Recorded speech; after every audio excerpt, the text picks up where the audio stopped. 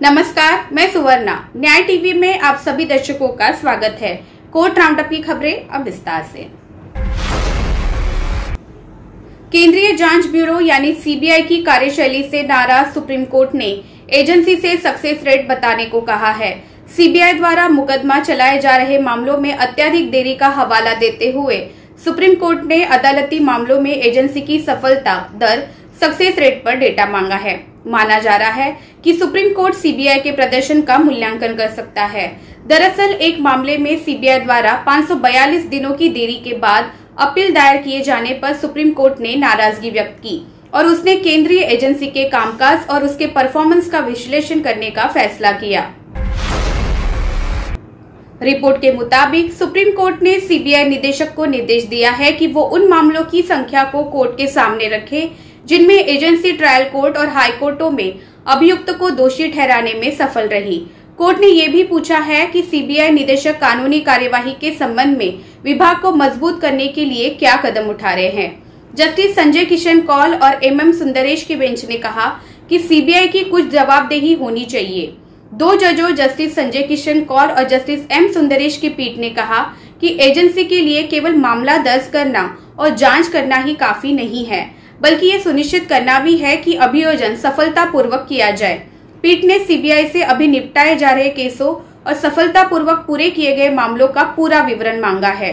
CBI को ये भी ब्यौरा देने के लिए कहा गया है कि अदालतों में कितने मामले लंबित हैं और कितने समय से हैं।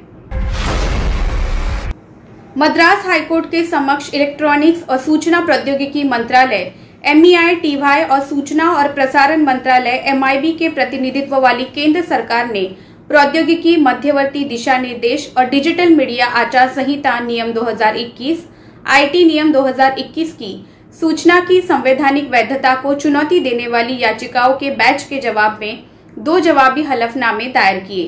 कन्नड़ गायक और रेमन मैग्से पुरस्कार विजेता TM Krishna digital news publishers association DNPA के साथ साथ पत्रकार मुकुंद पद्मनाभन द्वारा याचिका दायर की गई है। इसमें IT नियमों की संवैधानिकता को चुनौती दी गई है। साथ ही इसे अल्ट्रा वायर्स अधिकार क्षेत्र से बाहर के रूप में घोषित करने की मांग की गई है। इसके अलावा इस कानून को भारत के संविधान के अनुच्छेद 14, अनुच्छेद 19(1)(a) और 19(1)(g) का उल्लंघन है। मध्य प्रदेश हाईकोर्ट ने राज्य में अन्य पिछड़ा वर्ग OBC के आरक्षण को 14% से बढ़ाकर 27% करने वाले अध्यादेश पर लगी रोक को हटाने से इनकार कर दिया है। राज्य सरकार ने पोस्ट ग्रेजुएट मेडिकल पाठ्यक्रमों में प्रवेश को प्रभावित करने वाले स्टे को हटाने के लिए कोर्ट का रुख किया था। मुख्य न्यायाधीश मोहम्मद रफीक और न्यायमूर्ति VK शुक्ला की खंडपीठ ने दोनों पक्षों को सुनने के बाद मामले को अंतिम सुनवाई के लिए 20 सितंबर तक के लिए स्थगित कर दिया। सुप्रीम कोर्ट कॉलेजियम ने 1 सितंबर 2021 को हुई अपनी बैठक में मध्य प्रदेश के महाधिवक्ता पुरुषेंद्र कुमार कौरव को मध्य प्रदेश हाईकोर्ट में न्यायाधीश के रूप में नियुक्त करने के प्रस्ताव को मंजूरी दी।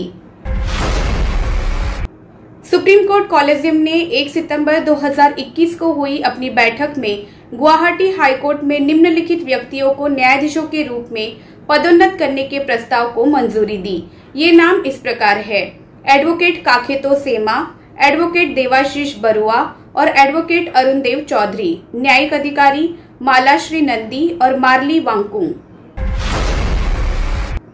केरल हाईकोर्ट ने हाल ही में कहा है कि जब एक मेडिकल बोर्ड ये राय दे देता है कि गर्भावस्था की समाप्ति के परिणाम स्वरूप एक जीवित बच्चा पैदा हो सकता है और भ्रूण में पाई गई असामान्यताएं घातक नहीं है, तो मां के जीवन या स्वास्थ्य के लिए कोई खतरा न होने की स्थिति में मां की प्रजनन पसंद को अजन्मे बच्चे के जन्म लेने के अधिकार के लिए रास्ता देना होगा। न्यायमूर्ति PB सुरेश कुमार ने 31 सप्ताह की गर्भावस्था को समाप्त करने की मांग वाली याचिका को खारिज करते हुए कहा कि अजन्मे का जीवन उस अवस्था में है जब वो भ्रूण में बदला था और एक अजन्मे बच्चे के साथ जन्म लेने वाले बच्चे से अलग व्यवहार करने का कोई कारण नहीं है। फिलहाल बस इतना ही। अन्य खबरों के लिए जुड़े रहिए न्याय टीवी के साथ। नमस्कार।